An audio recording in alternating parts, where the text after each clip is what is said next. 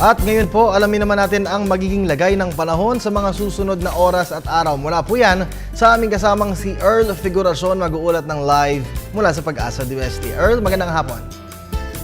Magandang hapon sa iyo, Kirby, at salamat. Live dito sa Pag-asa Weather and Flood Forecasting Center, narito ang latest sa ating panahon. Mga kaibigan, kasalukuyang naapektuhan ng tail end of a cold front ang hilaga at gitnang bahagi ng Luzon. Ang cold front po ay ang pagsasalubong ng malamig at mahinit na hangin at ang hangganan kung saan nagsasalubong ang dalawang air mass na ito ay ang lugar kung saan mabilis nakakabuo ng kaulapan na nagiging sanhi ng pag-ulan.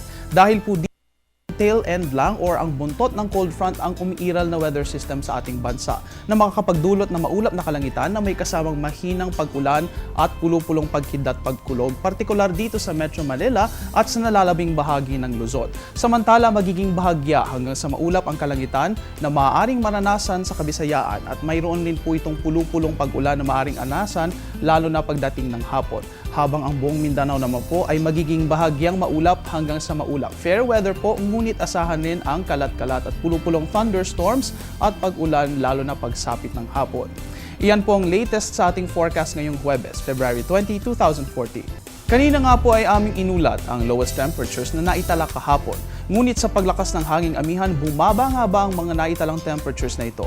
Silipin po natin yan sa ating lowest temperature list ngayong araw ng Huwebes mula sa Pag-asa. Makikita po natin na bahagyang bumaba sa Baguio City compared from yesterday na 12 degrees Celsius, naging 11.5 degrees Celsius po ito. Samantala, hindi naman po nalalayo ang Itbayat, Batanes at ang Basco, sila po ay 15.6 and 15.9 degrees Celsius. Habang sa Calayan, Cagayan po, meron pong recorded temperature dyan na 18.3 degrees Celsius. Hindi rin po nalalayo mula dito ang Tuguegarao City na mayroong 18.5 degrees Celsius. At dito naman sa Science Garden sa Quezon City ay naitala ang 19.7 degrees Celsius. Yan po ang ating lowest temperatures ngayong araw ng Huwebes. Kung nais po ninyong makita ang development sa lowest temperatures, maaari po kayong bumisita sa Pag-asa website o di kaya ay sa aming website para makita ang updates tungkol dito.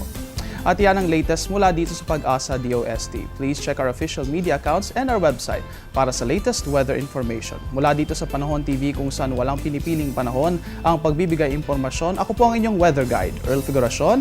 Balik sa inyo, Kirby. Maraming salamat sa iyo, Earl.